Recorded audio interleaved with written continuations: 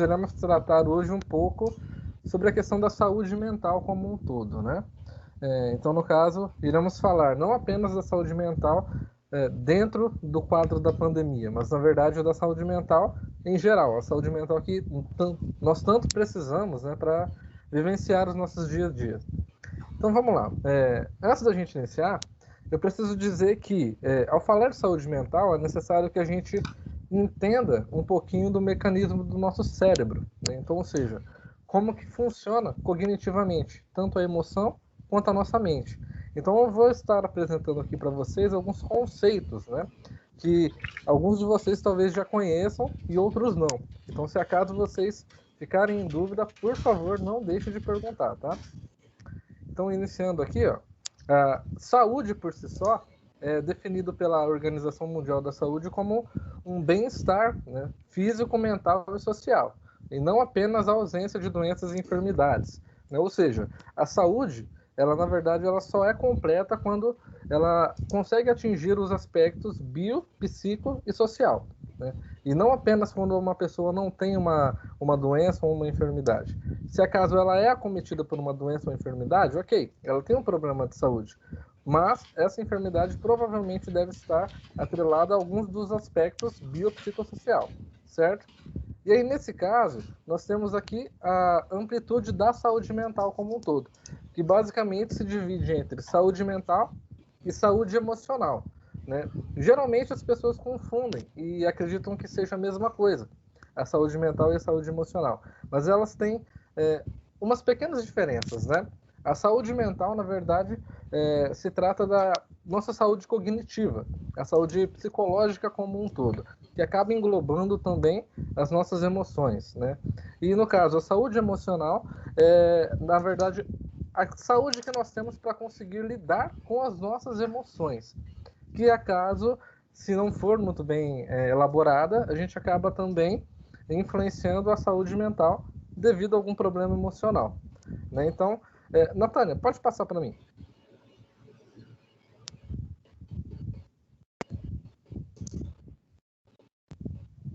Ok. Para continuar, gente, é necessário que a gente entenda primeiro o que são as emoções, né? No caso, emoção é um termo muito complexo, digamos assim, para ser elucidado, porque nós usamos no dia a dia e muitas pessoas, na verdade, não sabem o real sentido desse termo, né? Mas, basicamente, as emoções, elas são respostas fisiológicas relacionadas ou não a aspectos psicológicos, né? Ou seja, emoções são mecanismos evolutivos que nós temos conosco. Isso é inato do ser humano, inato de qualquer outro animal também, independente de ser um ser humano ou não. No caso, eu trouxe aqui para vocês essa imagem de um encéfalo, né? Um cérebro cortado pelo meio, onde a gente consegue visualizar o sistema límbico, que é basicamente o sistema neuronal responsável pelas emoções humanas. No caso, esse sistema, ele basicamente foi o responsável pela nossa evolução como um todo. O ser humano, ele só conseguiu chegar no topo da cadeia alimentar e no patamar que se encontra hoje, justamente por causa do sistema límbico, por causa do sistema de recompensa e por causa do controle das nossas emoções, que nos faziam, na verdade, perceber o mundo de uma forma um pouco diferente, por meio da nossa neurocepção, que basicamente é a percepção, né, das informações que o meio ambiente traz para nós. Então, no caso, diante de uma situação que aparentemente era de perigo, né, o ser humano ele conseguia visualizar esse perigo, entender, né, emocionalmente esse perigo e poder fugir dali, ou então lutar contra aquele perigo em potencial. E no caso de situações onde os sentimentos e as emoções eram positivas, a tendência era que os grupos humanos se adaptassem e se assentassem naquele local, né? Para que eles pudessem usufruir de toda essas emoções positivas e por aí vai. Então, no caso, as emoções, por mais que a gente tenha as nossas definições do dia a dia, daquilo que a gente sente, daquilo que a gente passa, as emoções que temos, como raiva, medo, insegurança, todas essas emoções basicamente fazem parte de um mecanismo evolutivo que tem uma função: garantir a nossa sobrevivência propriamente dita. né? Então, Natânia, passa para o próximo slide para mim, por favor.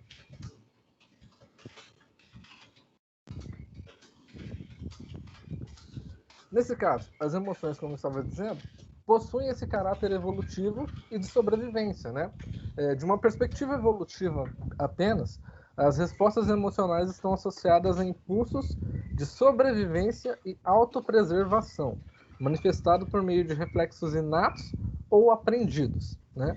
E a diferença entre emoções e sentimentos é que o sentimento, por sua vez, é descrito como uma experiência interna de uma emoção, ou seja, é a interpretação subjetiva que nós temos da emoção. Porque as emoções, elas são emoções padronizadas, né? Todo mundo em si tem as mesmas emoções, como raiva, medo, repulsa, alegria. Então, temos emoções padronizadas. Porém, os nossos sentimentos são subjetivos, que é basicamente a nossa interpretação daquela emoção em específico. Quando estamos com raiva, a gente não tem apenas a emoção de raiva, mas na verdade você tem um sentimento de raiva atrelado a alguma coisa que te deixou com raiva, né? E tudo isso faz parte do mecanismo de neurocepção e o mecanismo que nos garante a sobrevivência, né? Então, como eu estava dizendo, diante de uma situação de perigo, temos a possibilidade de entender o perigo e poder fugir dele, né? E diante de uma situação totalmente agradável, a mesma coisa, permanecer e usufruir dessa sensação agradável. A questão é que conforme nós somos evoluindo como sociedade, nós acabamos deixando alguns reflexos inatos meio que sobrepostos pelos reflexos aprendidos, né? Porque no caso, nós acabamos de na verdade, nós deixamos de agir por impulso e acabamos agindo por meio da cultura, né? Isso faz com que o nosso sistema de neurocepção, na verdade, fique um pouco embaralhado. Então é por isso que hoje nós temos emoções que geralmente nós não entendemos por que temos, né? Geralmente nos sentimos ansiosos em ambientes que não sabemos o porquê que estamos ansiosos, né? Nos sentimos, na verdade, com raiva ou com medo também em ambientes que geralmente não eram para apresentar esse tipo de perigo. Mas tudo isso é porque o nosso sistema límbico, o nosso cérebro, interpreta a informação do ambiente e acaba entendendo aquele ambiente como algo aversivo, né? Porém, é claro que nem sempre a gente tem essa informação de antemão, a gente não faz essa análise do meio, né? Então, no caso, simplesmente acaba se tornando uma informação embaralhada que acaba atrapalhando no nosso dia a dia, né? Então, aqui, com as emoções, a gente já vai acabar entrando dentro da conceituação cognitiva que vai ser necessário a gente retomar e aprender para a continuidade das informações. Então, pode passar, Natânia.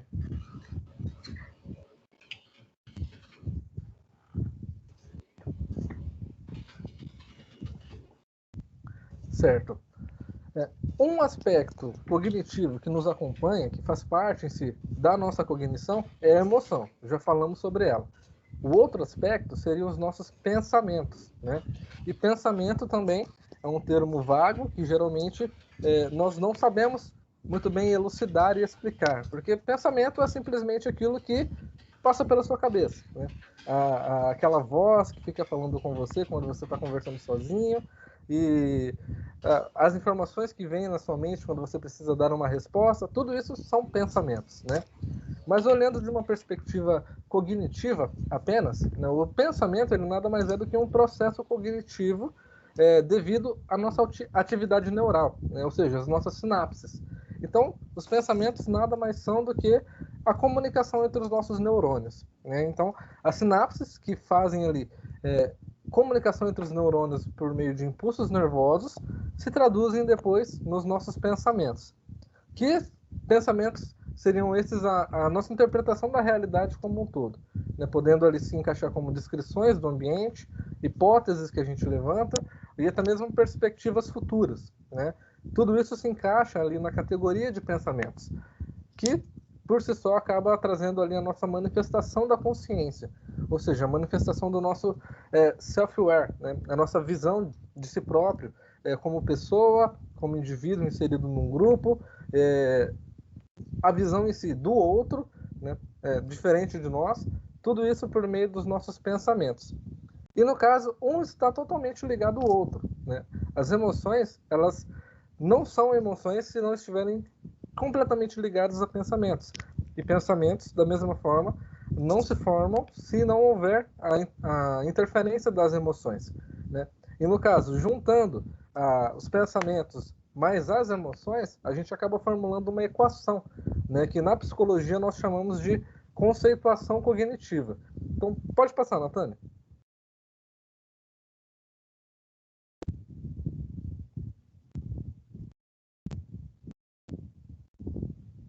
Ok.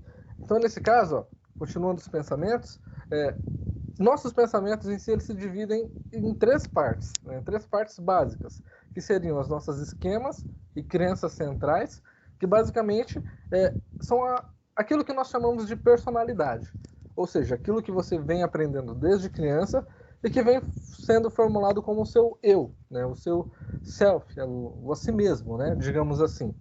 E nessas esquemas e crenças centrais, nós superestimamos, né, tudo aquilo que vem de encontro a elas e generalizamos a tudo na nossa vida. Então, no caso, se você tem um determinado caráter, você generaliza achando que isso deve ser necessário a todas as pessoas porque faz parte do seu eu, né?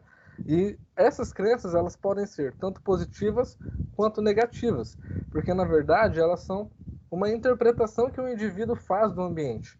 E vamos lembrar que os pensamentos, assim como as nossas emoções, todas elas acontecem no nosso cérebro, na nossa cabeça. E o nosso sistema cognitivo, ele basicamente é uma lupa que tenta enxergar a realidade como um todo, digamos assim. Então, aquilo que a gente capta com os nossos olhos, aquilo que a gente vê e enxerga, aquilo que nós ouvimos e tudo mais, não é a realidade objetiva. Na verdade, é a nossa subjetividade interpretando o meio, né? Então, digamos, as crenças que nós temos, às vezes, podem estar corretas ou erradas, né? Então, os nossos pensamentos podem estar corretos ou errados. E essa é uma informação importante, eu peço que vocês guardem isso. Os nossos pensamentos podem estar errados, ok? E aí, em segundo patamar, nós temos ali os esquemas ou as crenças intermediárias, que são aquelas que acompanham as crenças centrais e acabam sendo as que se modulam com o tempo, né? Ou seja, a aprendizagem de novos comportamentos, aquisição de novas regras, a verificação de novos futuros e perspectivas, acontecem por causa das crenças intermediárias, que estão diretamente relacionadas às crenças centrais. E num âmbito um pouco mais acima, nós temos o pensamento automático, que nada mais é do que um fluxo de pensamento que todas as pessoas têm, né? Um exemplo que eu sempre gosto de dar de pensamento automático é basicamente aquele que você está na sua casa, lavando uma louça, por exemplo, e você não está pensando em nada, mas simplesmente vem aquela música que você não escuta há muito tempo e fica martelando na sua cabeça. E você não consegue parar de ouvir aquela música mentalmente. Por que ela apareceu ali? Né? Não houve nada que trouxe essa música à tona na sua consciência. Ela simplesmente aconteceu. Por quê? Porque era um pensamento automático que estava passando por ali, perto do seu sistema cognitivo, da sua consciência como um todo, né? Vamos lembrar que o nosso cérebro ele sempre está ativo. Então nós sempre temos sinapses. E, como eu falei agora há pouco, as sinapses se traduzem em pensamentos, né? E vamos na matemática básica, né? Por volta de 100 bilhões de neurônios, cada um deles com seus 30 milhões de dendritos que fazem uma comunicação entre uns e outros, né? Temos várias possibilidades de pensamentos passando na nossa mente a cada minuto, a cada segundo. E aí, no caso, a nossa consciência ela fica responsável por selecionar os pensamentos que vêm ou não à tona. Mas, infelizmente, de vez em quando passa um ou outro pensamento que é chamado de pensamento automático, né, que são espontâneos e geralmente podem vir com uma carga negativa, né? Ok, então entendido que são pensamentos e emoções, a gente consegue tratar da equação da conceituação cognitiva. Até aqui, alguém apresenta alguma dúvida?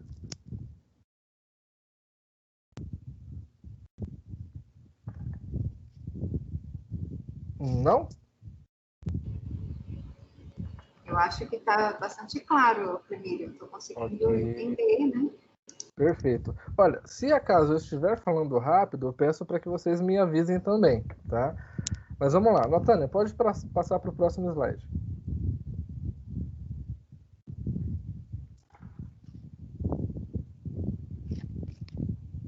Ok. Essa é a equação que nós tratamos na psicologia, que é chamada de conceituação cognitiva, que basicamente é uma junção, né? Pensamentos mais emoções são igual a comportamentos como um todo. E no caso, os comportamentos reforçam os pensamentos ou eliminam os pensamentos, que tornam depois a elucidar emoções que levam a outros comportamentos. Ou seja, é um ciclo vicioso, certo? Aqui temos sempre um pensamento que se inicia na nossa mente, na cabeça do indivíduo. Esse pensamento por si só vai acabar gerando um sentimento, uma emoção em específico, né? Vamos lembrar que a emoção ela é uma interpretação do ambiente, o sentimento é essa interpretação. E aí, no caso, a soma do pensamento com as emoções levam aos comportamentos que nós temos no meio ambiente, ok? Nesse caso, pessoal, nessa conceituação cognitiva que nós verificamos, na verdade, a falha do nosso sistema cognitivo, que não é uma falha, na verdade, é a nossa falha em não compreender esse tipo de funcionamento, né? Que basicamente, quando alguém tem algum comportamento que não é adequado, e essa pessoa ela não quer mais emitir esse comportamento, ela simplesmente pensa que ela precisa adquirir um novo hábito ou parar de fazer aquele comportamento. Mas a verdade isso é um erro, né? Como a gente pode ver no slide, uma coisa acaba levando a outra. Então, se eu quiser modificar um comportamento propriamente dito, antes eu preciso modificar as minhas emoções, os meus sentimentos. E para eu modificar as minhas emoções e sentimentos, eu preciso, na verdade, modificar, antes de mais nada, o meu pensamento. Ou seja, para no final eu conseguir mudar um comportamento que eu estou emitindo, na verdade eu preciso sempre mudar o meu pensamento inicial que me leva a me comportar daquela forma. Essa parte é um pouco complicada. Vocês conseguiram compreender bem? Sim. Ok. Então, beleza. Passando para o próximo slide.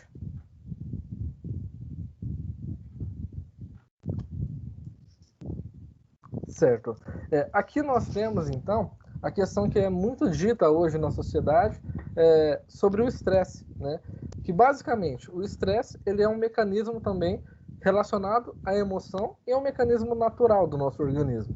Na verdade, a palavra estresse ela nem é um termo que nasceu dentro da psicologia ou da saúde mental. Na verdade, a palavra estresse ela nasceu dentro da área de ciências exatas, que basicamente quer dizer a pressão, né, que um objeto ou um terreno sofre quando é colocado, né, embaixo de uma determinada força. Mas isso também se aplica, tecnicamente, às nossas emoções. Por quê? Porque simplesmente o estresse ele se instala quando acontece algum erro na equação que a gente acabou de ver. Ou seja, quando o pensamento ele acaba gerando uma emoção que não é favorável, essa emoção leva a um comportamento desfavorável no final. E aí, no caso, nós temos a instalação de um estresse, né? Um estresse emocional, né? Que pode ser um estresse positivo, tolerável ou tóxico, né? E aí, como eu disse, o estresse ele é um mecanismo natural nosso, ou seja, ele precisa ocorrer. Então, em determinadas situações, é favorável que o indivíduo ele passe por um estresse, que ele tenha um estresse. Né? Por exemplo, numa situação de perigo, né, onde você é colocado numa situação de perigo, vamos supor, diante de um animal selvagem.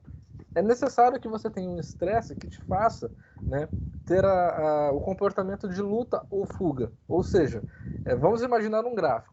É necessário que as suas emoções elas subam o nível, cheguem até o topo em si, né, das emoções que vão fazer os seus músculos ativarem, vão fazer os seus sentidos ficarem mais aguçados, para que você consiga lutar, né, ou correr.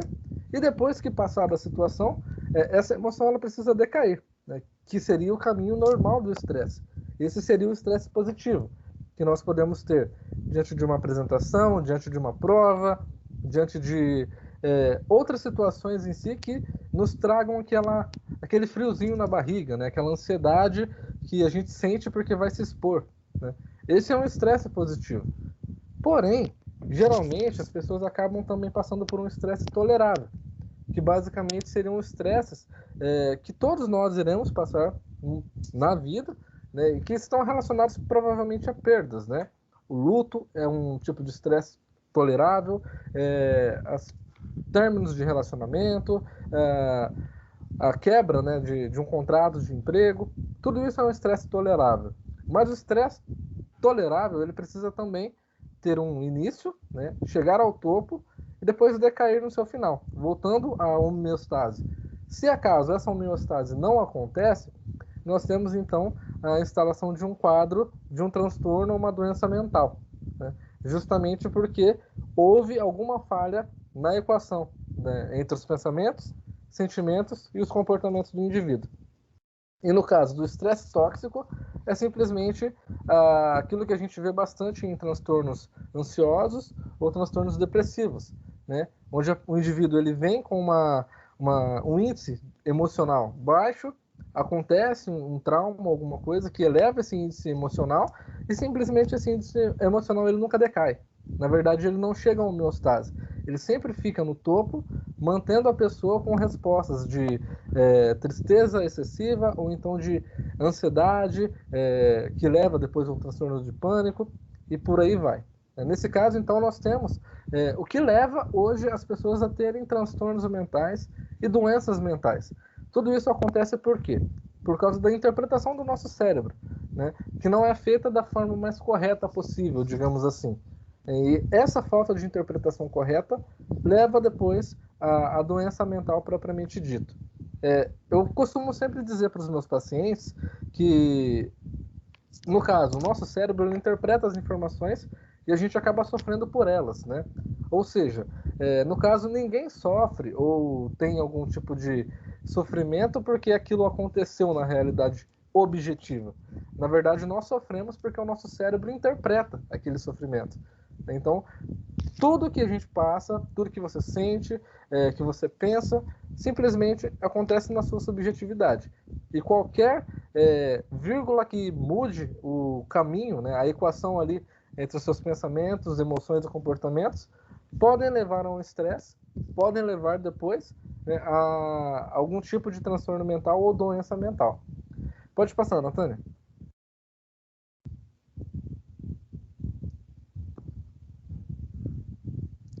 Ok. E aí, nesse caso, quando instalado um transtorno mental ou uma doença mental, nós temos a degradação, né, de algumas funções cognitivas.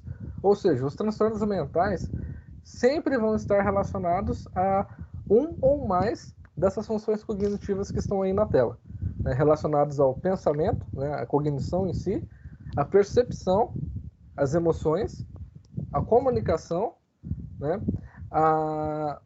o físico, né, o endócrino e tudo mais, e ao comportamento também, né? Ou seja, um transtorno mental ele vai acabar englobando alguma dessas funções cognitivas e trazendo algum tipo de prejuízo ao indivíduo, né? Prejuízo esse que só vai ser solucionado se acaso houver um acompanhamento e, digamos, uma solução naquela equação inicial que eu disse. E essa solução, geralmente, ela pode ser advinda de uso de medicamentos ou da própria psicoterapia como um todo, né? Pode passar, Natânia.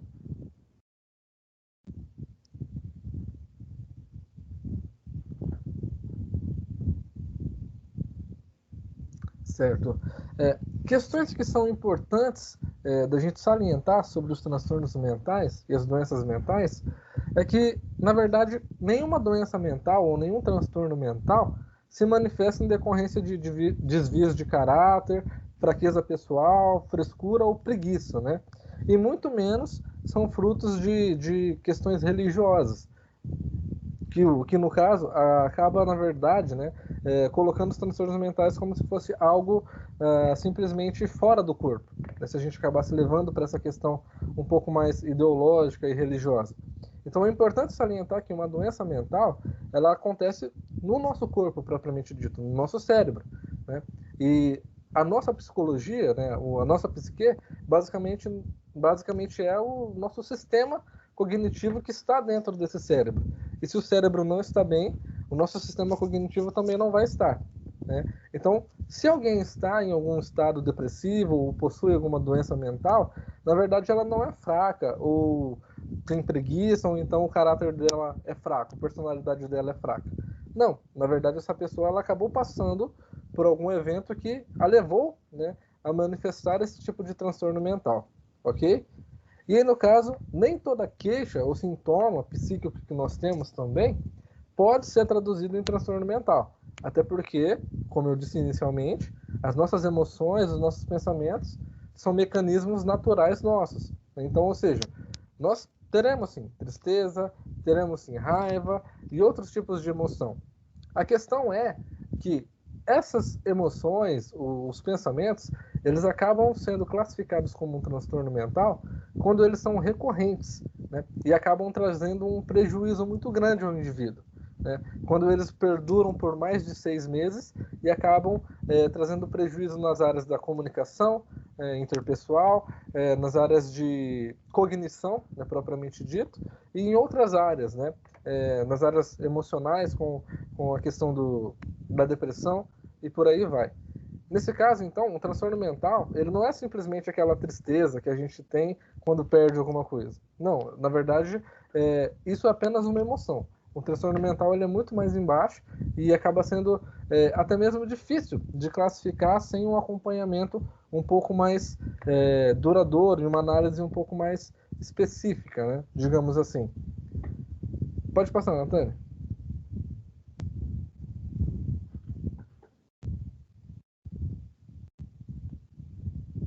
Ok. Bom, como a gente está falando a respeito dos transtornos mentais, sobre a questão da nossa cognição, como que ela funciona, nada disso faria sentido se acaso a gente não abordasse justamente as formas que temos para cuidar da saúde mental. Porque assim, né, por mais que seja uma questão da nossa cognição, algo que geralmente a gente não percebe, ainda existem, né, meios que a gente consegue trazer para ter um cuidado com a saúde mental como um todo. Ainda existem formas que a gente consegue trabalhar, né, e conseguir obter êxito no trabalho da saúde mental. E era justamente nisso que eu queria focar aqui com vocês, né? No caso, eu gostaria que vocês avaliassem esses requisitos que eu vou apresentar agora como algo que pudesse ou não ser aplicado no dia a dia de vocês. E não só no dia a dia em casa, mas também no dia a dia, durante a volta às aulas e assim por diante, né? Porque na verdade são ensinamentos que a gente poderia levar para a vida toda, porque basicamente são os critérios, né, e as regras do funcionamento do nosso cérebro. E quanto maior o controle que a gente tiver sobre esse funcionamento, melhor a vida vai se tornar, porque na verdade nós teremos o controle daquilo que interpretaremos como ruim ou não, né? É claro, de certa forma, um controle a respeito disso, né? Então, o que a gente vai abordar aqui? O autoconhecimento, né? A inteligência emocional e a criação de hábitos saudáveis. Pode passar, Natânia.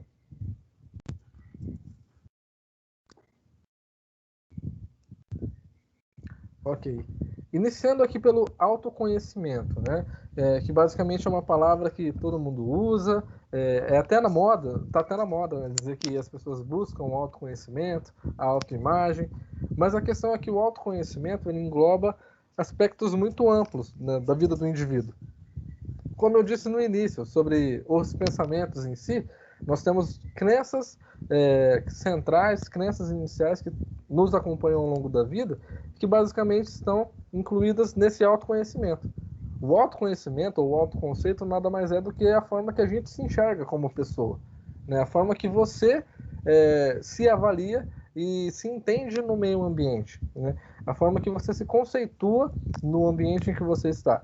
Se você é alguém com caráter X ou Y, se as suas atitudes tendem a X ou Y, tudo isso é o autoconceito, né? E dentro do autoconceito, a gente poderia subdividir em vários outros conceitos menores.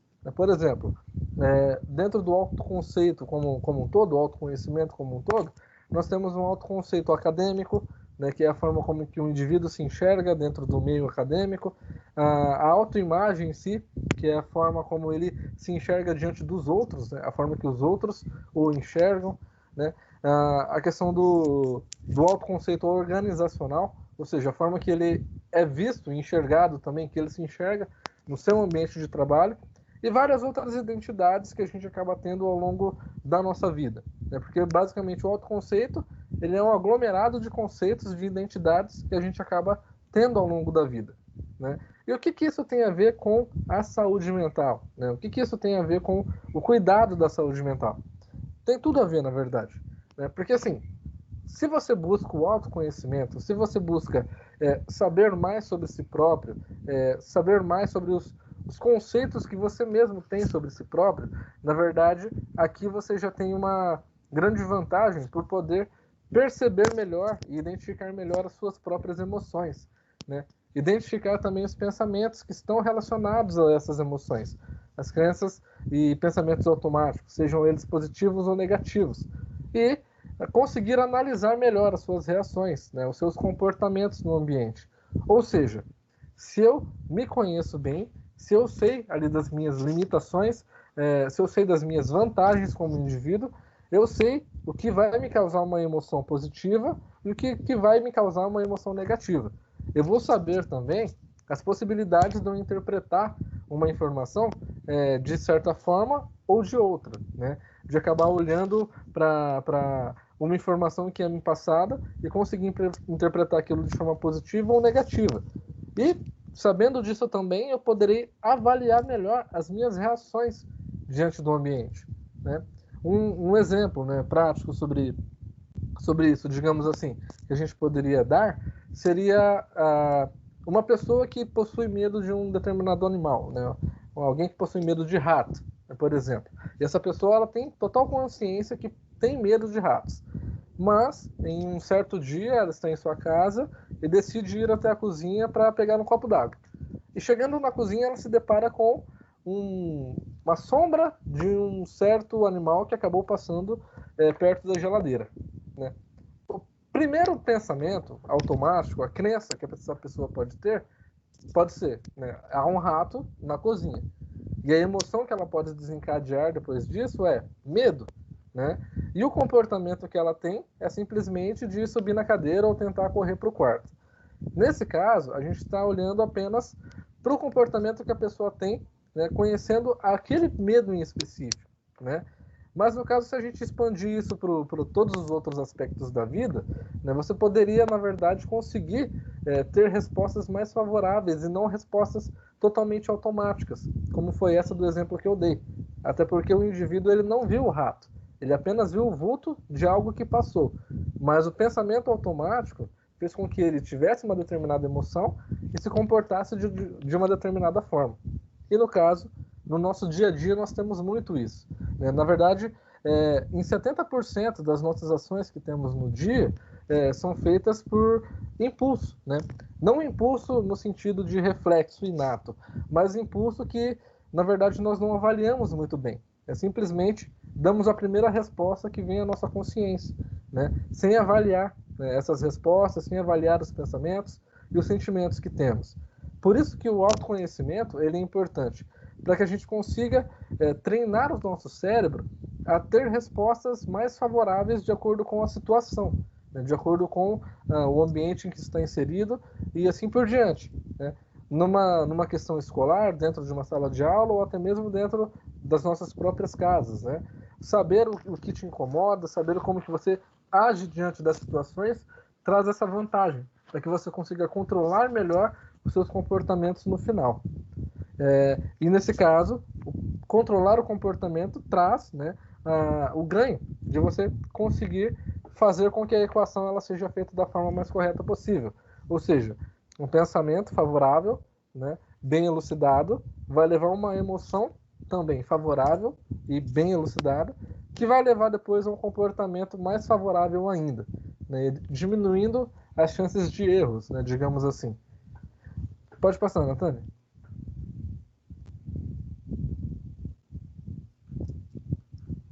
Ok. E aí, nesse caso, gente, o autoconhecimento em si, ele também está relacionado diretamente à nossa própria inteligência emocional. Que inteligência emocional também é um termo que é muito utilizado na sociedade, né? Na verdade, nós temos até mesmo vários livros, né, a respeito de inteligência emocional, e que o nome é bonito, mas basicamente é saber lidar com as suas emoções, né, digamos assim. A inteligência emocional poderia muito bem ser substituído por habilidades emocionais ou habilidades socioemocionais, né, que basicamente são a mesma coisa, né? A inteligência emocional é a capacidade que você tem de conseguir tomar decisões inteligentes, de acordo com a emoção que você tem. E ela está totalmente ligada ao autoconhecimento, porque a gente só consegue ter ações e tomar decisões inteligentes sabendo a forma como que nós nos portamos, né? Até mesmo emocionalmente falando. Então, assim, o que se traduz como inteligência emocional? A consciência e o reconhecimento das suas emoções, valores e limitações, né? O autogerenciamento de emoções e comportamentos. A percepção social, que já tem a ver e engloba muito as capacidades socioemocionais, o relacionamento interpessoal e a tomada de decisão, né? Então, elucidando cada um deles, né? A consciência, o reconhecimento das emoções é simplesmente você conseguir identificar e nomear as emoções que vêm à tona em determinadas situações, né? Por exemplo, numa situação escolar onde você se depara com um questionamento de um aluno que pudesse te incitar algum tipo de emoção e que você não sabe explicar. No caso, a inteligência emocional ela caberia aqui para treinar, né, a identificar melhor essa emoção, para que você conseguisse depois trazer uma resposta mais favorável, né? E não somente as nossas próprias emoções, mas também as emoções do outro, né? Porque ao ponto que a gente treina e consegue identificar melhor as nossas próprias emoções, nós ficamos um pouco mais capazes de entender as emoções que advêm dos outros, né? Porque, vamos lembrar, todos nós somos providos do mesmo cérebro, com as mesmas capacidades cognitivas. Então, sim, temos comportamentos e atividades cognitivas muito parecidas, né? Então, no caso, treinar as nossas habilidades emocionais, o nosso autoconhecimento, nos torna capazes, posteriormente, de conseguir identificar melhor as emoções do outro, né?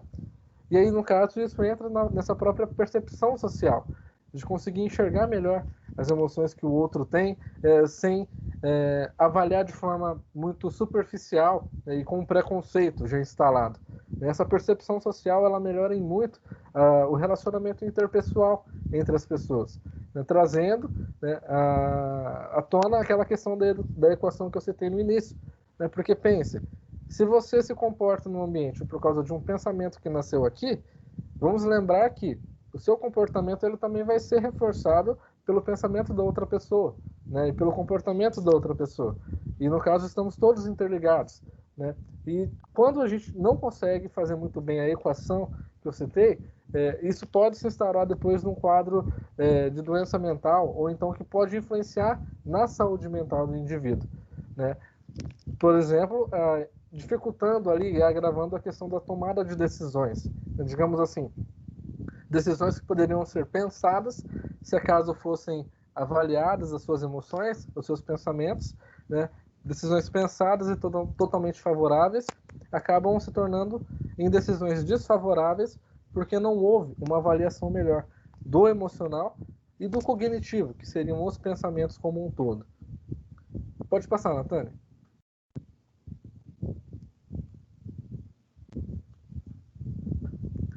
Ok.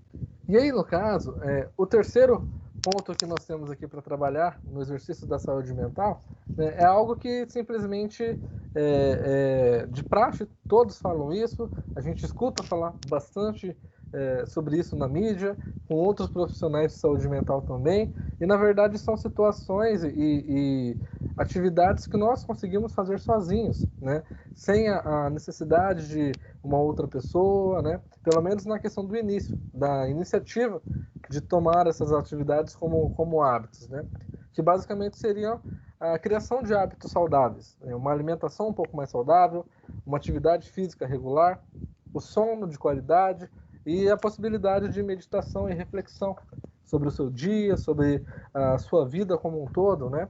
E por que que isso acaba entrando no mesmo patamar que o autoconhecimento e a inteligência emocional? É porque todos estão interligados. Quando eu falo de inteligência emocional, eu falo das emoções que se manifestam no meu corpo, né, e que influenciam os meus pensamentos posteriormente. E quando eu falo do meu autoconhecimento, é justamente sobre a interpretação que eu faço também sobre mim mesmo, que também é influenciada pelo meu corpo, né?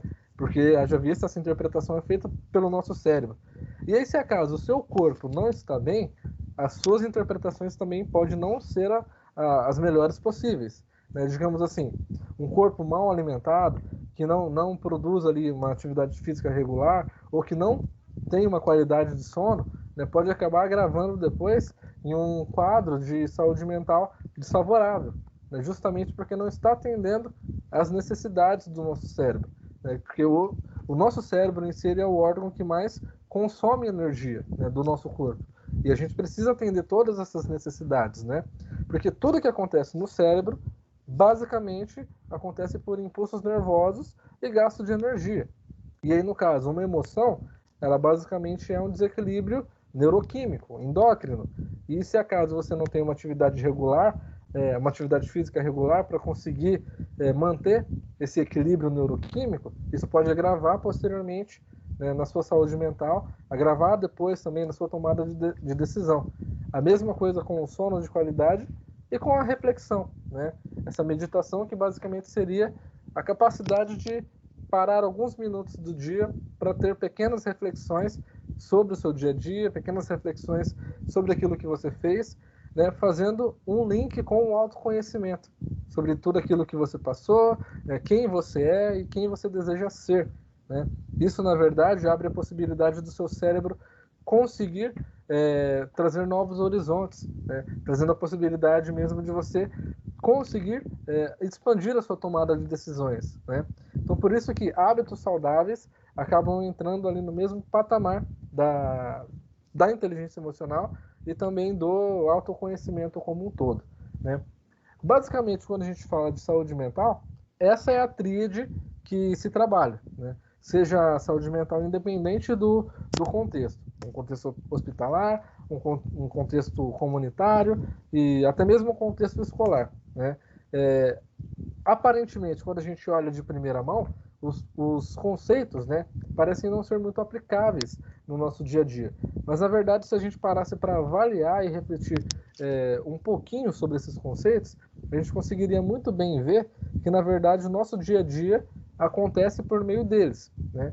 Justamente por causa dos conceitos ali do autoconhecimento, da inteligência emocional, dos nossos hábitos, dos nossos pensamentos, as emoções em si e os comportamentos que nós temos ao longo das nossas vidas, né, digamos assim. Pode passar, Natália.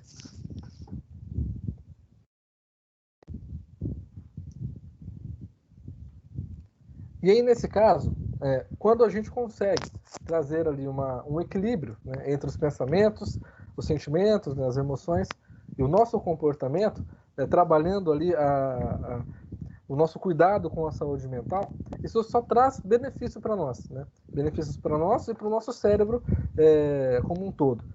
Por quê? Isso nos traz ali a possibilidade de aquisição de novas crenças e esquemas centrais. Ou seja, aquele esquema central e aquele pensamento enraizado que não mudava e que provavelmente te trazia malefícios, ele pode agora ser mudado, né? Ele pode agora trazer um outro viés cognitivo. E tudo isso por causa da nossa neuroplasticidade, que é a capacidade que o nosso cérebro tem de conseguir formar novas sinapses, né? Formar novos caminhos entre os seus neurônios, trazendo novas formas de pensar. Basicamente, a nossa aprendizagem, desde criança, ela acontece justamente pela nossa neuroplasticidade e pela aquisição dos esquemas centrais, né, que simplesmente vão criando caminhos de pensamentos em específico para que a gente consiga trazê-los à memória posteriormente, né? E o bacana de todos esses mecanismos cognitivos é que todos eles também trabalham com a generalização respondente, que basicamente é o mecanismo do seu cérebro generalizar tudo aquilo que você tem aprendido para todos os aspectos da sua vida. E muito além disso, né? As pessoas que convivem com você, ao perceber algum tipo de mudança, seja para o bom ou para o pior, elas também passam, né, a responder a uma generalização respondente. Elas também passam a ser acometidas por esse mecanismo.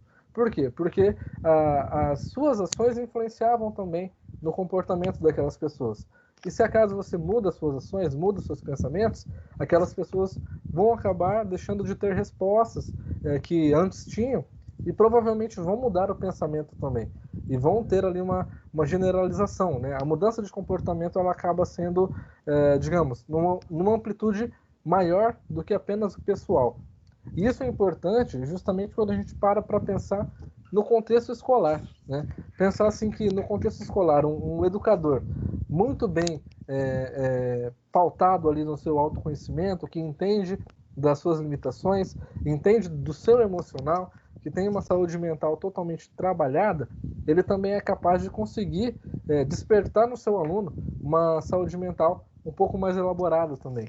E além disso, ele vai conseguir despertar no seu aluno, na verdade, a curiosidade para manter ou tentar alcançar aquele nível de saúde mental que ele apresenta. É claro que quando a gente fala de saúde mental, não estamos falando de pessoas que se tornam robôs e não possuem emoções. Na verdade, estamos falando de pessoas que conseguem controlar e tomar à frente as suas emoções, né? E não agir por impulso. Pessoas que conseguem avaliar os seus pensamentos. E tudo isso é importante ao longo da nossa vida. E seria muito mais importante se fosse aprendido desde a infância, né? O que hoje, infelizmente, não acontece. O que hoje, infelizmente, a gente acaba perdendo a oportunidade de repassar esse tipo de ensinamento, né, aos nossos alunos, às pessoas que convivem conosco, e na verdade a gente até deixa de ter esse tipo de ensinamento conosco mesmo, né? Então, na verdade, eles são totalmente importantes para nós, para a nossa vida como um todo, e o treinamento das habilidades emocionais, a realização de um autoconceito, tudo isso traz esse benefício que eu citei, esse aumento no nosso repertório comportamental, que nos leva depois a ter vantagens, né?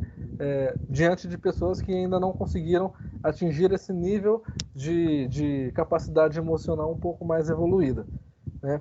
Mas é claro, existem pessoas saudáveis que poderão atingir esse tipo de nível emocional, esse tipo de nível de saúde mental, e existem pessoas que estão doentes, mas que também vão conseguir atingir esse nível de saúde mental, esse nível de saúde emocional, desde que elas se proponham, né, a fazer o tratamento e o treinamento ali das suas emoções, seja com o acompanhamento de um profissional ou não, né? Embora, claro, a gente sempre coloque como necessário o acompanhamento do profissional, né? Seja o profissional psiquiatra ou psicólogo para o treinamento comportamental e cognitivo, né?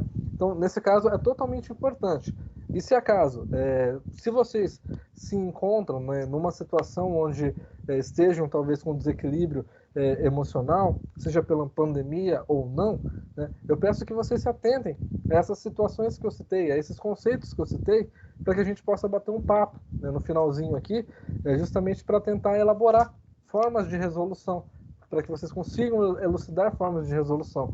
E se acaso for necessário, se sintam até mesmo à vontade para procurar uma ajuda profissional, né? Até porque esse é o nosso objetivo aqui.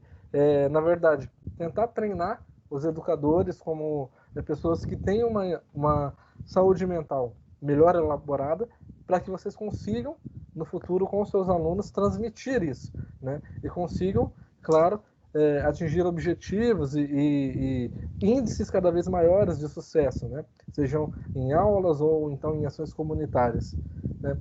Pode passar, Natânia.